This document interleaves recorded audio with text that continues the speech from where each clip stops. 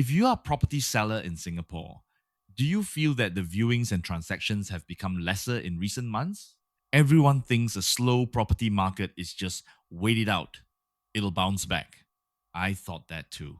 In May, I told clients that the market had about 4 to 5 months till October to recover some momentum before the usual year end slowdown due to festive and school holidays.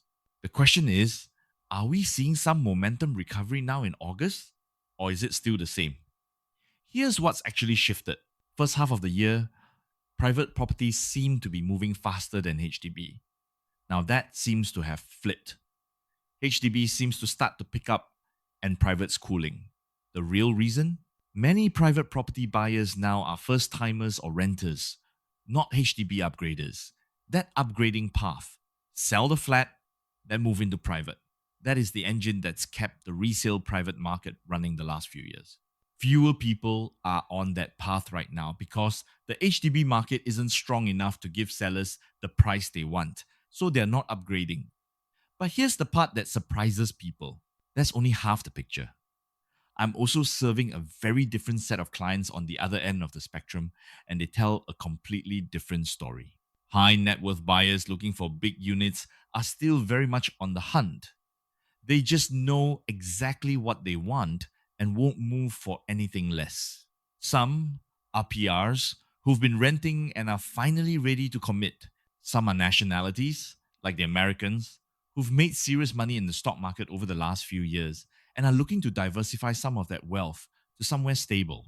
Singapore fits that brief perfectly. And I'm also getting first time local private property buyers too. Young high income earners, well read, they've done their homework, but they know research only gets you so far, so they want someone with the actual experience and the right framework to guide the decision. That's how Bigger.sg and our proprietary legacy home app save them so much time by comparing choices and price trends, guiding them along with their priorities and preferences. So the market isn't uniformly weak, it's split. Mass market resale is dragging because the HDB to private upgrade path is broken. But at the top end, serious, qualified buyers with clear requirements are still transacting. In fact, just a couple of months back, I sold a 12 million penthouse in the CCR. And by the way, this isn't just a Singapore mood either. Look at Australia right now. For years, property there was treated as close to a one-way bet. That consensus is breaking. Rate hikes made buyers who qualified 18 months ago unable to qualify today, and the government pulled back the tax breaks that used to reward holding property. Take both away at once, and it's not a normal correction, it's a sentiment shift, and those move faster than fundamentals alone would suggest. Singapore's cooling measures work differently, but the lesson holds. Our slowdown is also about pathway breaking, not just rates. Does that mean nobody's getting good prices here? No. I know condos that hit record prices this year. In fact, just in June this year, I sold a CCR old condo with few transactions at a record price. But those are the outliers. One exceptional deal out of 10 where everything else seems to be trending down. So here's the honest read. If you're an HDB seller getting only 1 or 2 viewings a week, that's actually healthy. But if you're getting lots of viewings and zero offers, that's a red flag. For private property, 1 or 2 viewings a week is normal in the affordable range. Anything unique or high end can go a month with nothing. And that's exactly the segment where the smart, well prepared buyers I mentioned are still active, just more selective. Well, in conclusion, I don't see the momentum turning around suddenly in the next 3 months. Maybe the recent removal of 15-month wait out period for private to HDB buyer may inject some liquidity into the market.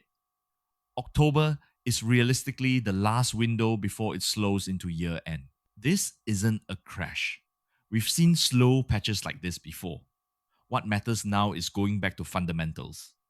Buy the right unit and your risk stays low whether the market's up or down. It's exactly why those first-time buyers I mentioned, and honestly a lot of the high net worth ones too, end up finding Bigger, SG, and our proprietary legacy home app to compare their choices side by side, and see price trends and land bids in one place, instead of guessing off multiple agents' diverse opinions.